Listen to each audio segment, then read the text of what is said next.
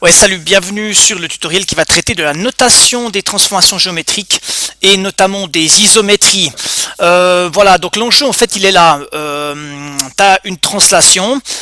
Ici j'ai repris jamais le document de théorie de la nomenclature que tu auras à ta disposition bien évidemment.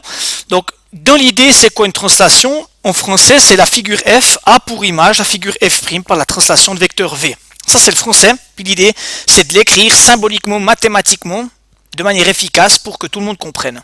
Alors F minuscule parce que c'est un objet géométrique complet, la figure F, on pourrait aussi l'appeler ABCD, hein, si par exemple c'était un quadrilatère, avec des majuscules, et elle nous amène à être transformée en une figure F'. Cette flèche ici, minuscule, flèche, minuscule, ou bien ABCD, flèche, A', B', C', D', ça veut dire qu'on a transformé une figure en une autre.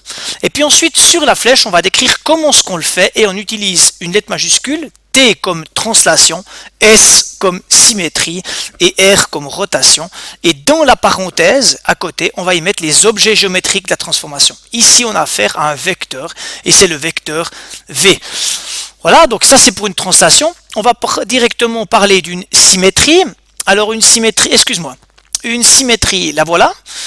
Symétrie axiale, minuscule D, parce que D est un axe de symétrie, c'est un objet géométrique minuscule. Symétrie axiale, on la reconnaît très vite.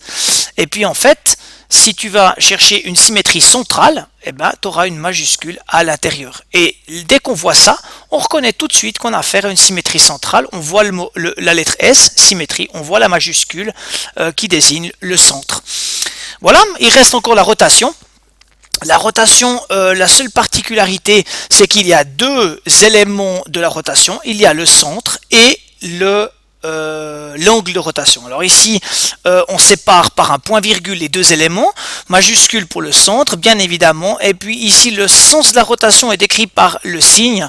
Alors ici c'est important que tu comprennes bien que le sens des aiguilles de la montre, c'est négatif, et puis ici comme on tourne dans le sens inverse des aiguilles de la montre, on tourne de plus 70 degrés, et on indique le signe à l'intérieur. Voilà, donc il est important pour toi que tu saches écrire une transformation géométrique et puis évidemment que tu saches la reconnaître.